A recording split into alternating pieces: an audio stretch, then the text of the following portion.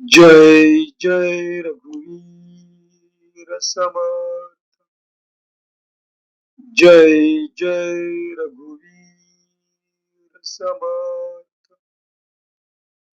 जय जय रघुवीर समर्थ। उपस्थित श्रोते जन हो, आपणा सर्वांचे आजच्या या ग्रंथ वाचनाच्या उपक्रमात चैतन्य आत्मन हे चॅनल हार्दिक स्वागत करीत आहे। आजचा ग्रंथ वाचनाचा आपला दिवस क्रमांक 177, वार आहे शुक्रवार व तारीख 26 जून 2026। सध्या आपण समर्थ श्री रामदास स्वामी लिखित सार्थ श्री दासबोध या महान ग्रंथाचे क्रमशः वाचन करीत आहोत। तेव्हा नेहमीप्रमाणे पुढील वाचन सुरू करण्यापूर्वी प्रथम आपण समर्थ श्री रामदास स्वामी यांना गुरुवंदना अर्पण करूया। गुरुर ब्रह्मा गुरुर्विष्णू गुरुर्देवो महेश्वरः गुरुर साक्षात् परब्रह्म तस्मै श्री गुरवे नमः। तस्मै श्री गुरवे नमः।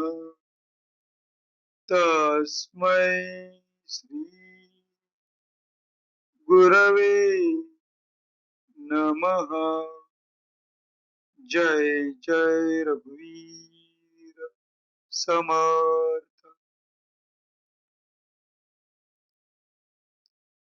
आता आपण सार्थ श्री दासबोध या ग्रंथाच्या श्रवणाच्या फलश्रुतीचे महत्व जाणून घेऊया। ह्या फलश्रुतीचे सुंदर असे वर्णन समर्थ श्री रामदास स्वामी यांनी त्यांच्या सार्थ श्री दासबोध या ग्रंथातील प्रथम दशकातील प्रथम समासात केलेले आहे। या फलश्रुतीचे आता आपण वाचन करूया। सर्व संशय एकदम नाहीसे होऊन क्रियेमध्ये म्हणजे आचारामध्ये ताबडतोब फरक पडतो। इथे समर्थ श्री रामदास स्वामी आपणास सांगू इच्छित आहेत की जो कोणी व्यक्ती सार्थ श्री दासबोध या ग्रंथाचे नित्य नियमाने वाचन किंवा श्रवण करील त्या व्यक्तीच्या आचरणामध्ये ताबडतोब फरक पडतो। सायुज्य मुक्तीचे रहस्य कळून येऊन तिच्या प्राप्तीचा सुलभ मार्ग सापडतो। दुसऱ्या बिकट साधनांचे कारण पडत नाही। अज्ञान, दुःख व भ्रांती यांचा नाश होऊन तत्काळ ज्ञानाचा लाभ होतो, अशी या ग्रंथाची फलश्रुती आहे। योग्यांचे परमभाग्य असे वैराग्य अंगामध्ये बांधते। विवेक व चातुर्य यथायोग्य प्राप्त होते। जे कोणी संशयग्रस्त, अवगुणी व अवलक्षणी असतील ते सुलक्षणी, धूर्त, तत्ववेत्ते, चतुर व समयज्ञ असे होतील। आळशी असतील ते उद्योगी होतील।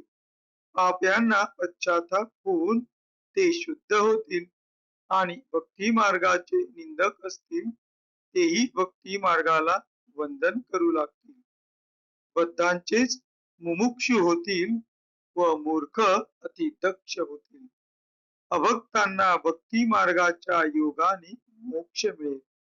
अनेक दोषांचा नाश होऊन पतित असतील तेच पावन होतील। तात्पर्य, हा ग्रंथ नुसता ऐकल्याने प्राण्याला उत्तम गती मिळेल। देहबुद्धीमुळे येणारे अनेक प्रकारचे धोके, संशयाचे अनेक धागेदोरे, संसारातील अनेक उद्वेग हा ग्रंथ ऐकल्याने नाश पावतील.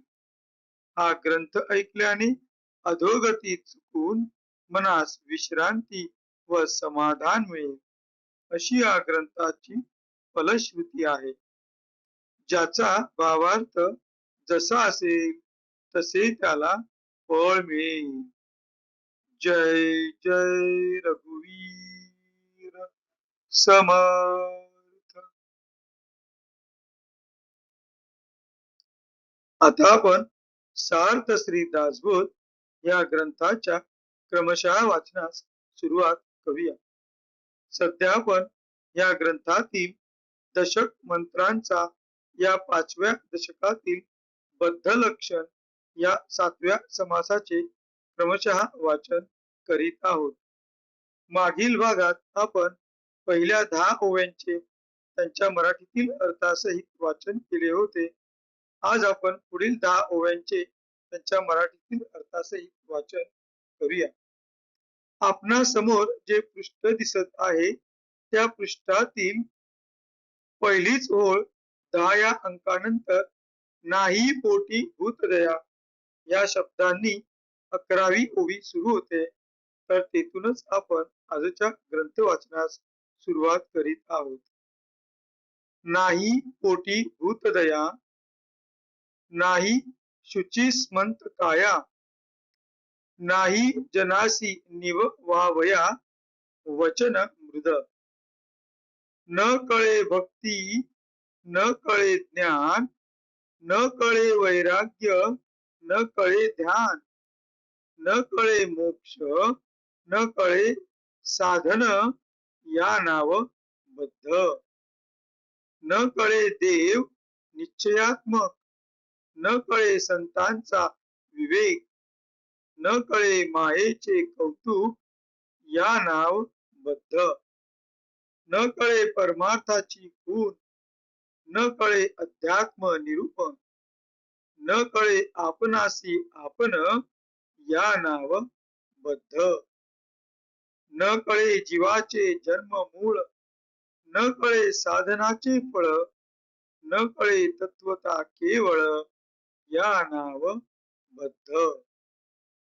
न कळे कैसे ते बंधन, न कळे मुक्तीचे लक्षण, न कळे वस्तू विलक्षण या नाव बद्ध. न कळे शास्त्रार्थ बोलिला, न कळे निजस्वार्थ आपुला, न कळे संकल्पे बांधला या नाव बद्ध. जयासी नाही आत्मज्ञान, हे मुख्य बद्धाचे लक्षण.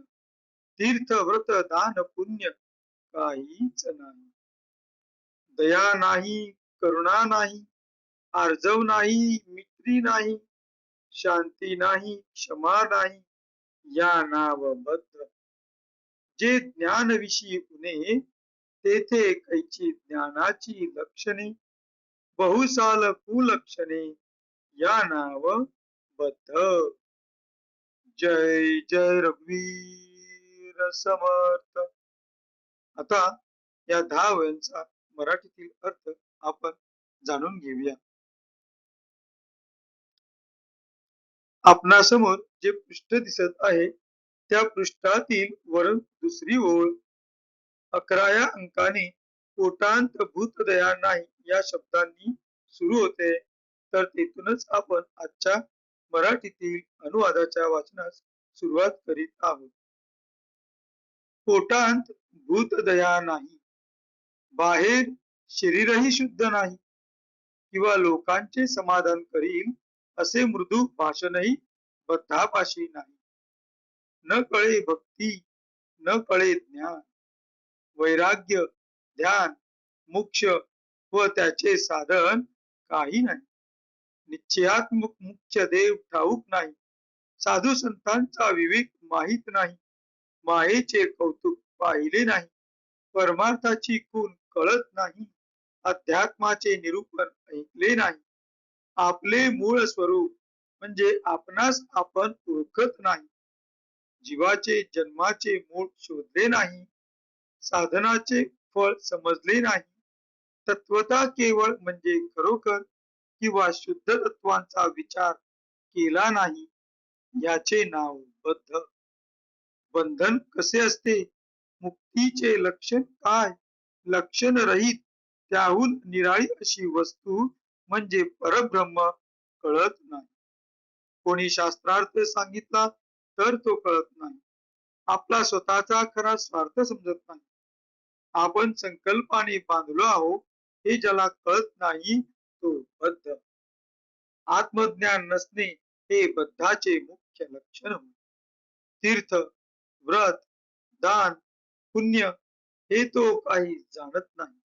दया, करुणा, आर्जव, मैत्री, शांती, क्षमा हे ज्याला नाही तो बद्ध. ज्ञानच जेथे नाही तेथे ज्ञानाची लक्षणे कसली? अनेक प्रकारचे दुर्गुण अज्ञानाची सर्व कुलक्षणे मात्र असतात तो बद्ध. जय जय रघुवीर समर्थ. अशा रीतीने बद्ध माणसाची लक्षणे समर्थ श्री रामदास स्वामी आपणास सांगत आहेत. आज आपण इथेच थांबूया आणि आता कृतज्ञतापूर्वक समर्थ श्री रामदास स्वामी यांना वंदन करून आजच्या या ग्रंथ वाचनाच्या भागाची सांगता करूया.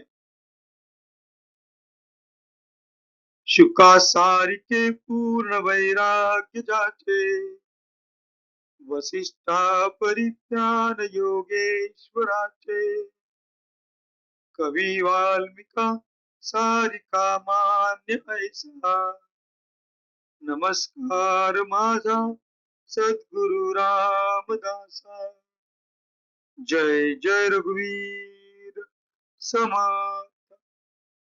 उपस्थित श्रोतेजन हो, आपणा सर्वांनी अगदी मन लावून ग्रंथाच्या या भागाचे श्रवण केले त्याबद्दल आपणा सर्वांना खूप खूप धन्यवाद.